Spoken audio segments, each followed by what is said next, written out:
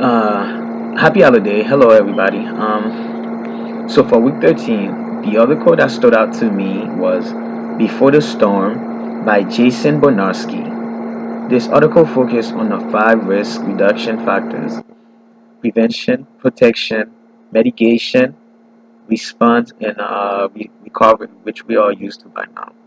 Uh, it stated the federal government spent close to $1 billion each year rebuilding houses, bridges, roads, and many more due to the cause of natural disasters. Meanwhile, much of the damage could have been prevented if they put the same amount of effort as they do towards prevention of terrorism. Even in areas where natural disasters are concerned and prevention and mitigation should be a priority, unfortunately, it does not get treated as a main point of focus.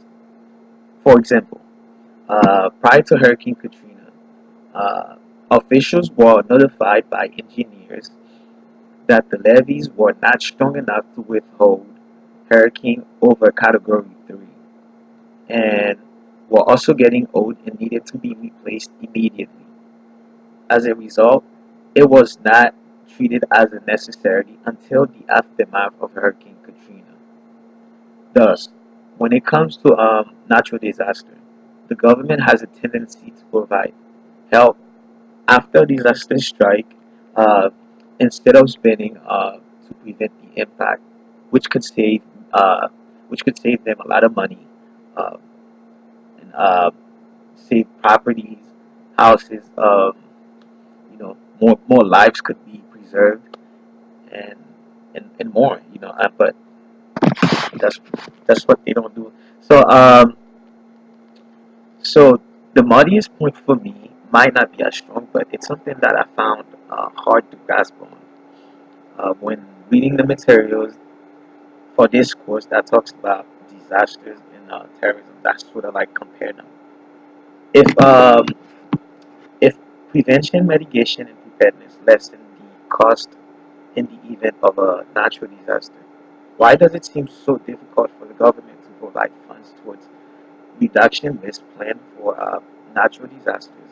Why they spend over billions of dollars a year on preparedness for terrorism, which barely occur when compared to natural disaster catastrophe. So, what really confused me, do they do they get some type of like reward uh, reward by putting more funds towards terrorism prevention plans? Given the fact that these given this fact that they spend a lot of money in the aftermath of a natural disaster, and when there's also ways to like prevent these damage from happening. I mean, they could reduce the risk. That's what I'm trying to say. So I'm just a little confused. What I'm trying to, I'm like, why they find it so hard to just provide money? I'm not saying to give the same amount to like as they do for terrorism, but why is it so? What's so difficult about that? Is there something hidden like we don't know? Like, so that's why I'm confused. Because why wouldn't you wanna spend now to save later? It's like So that's which brings me to my question for the class.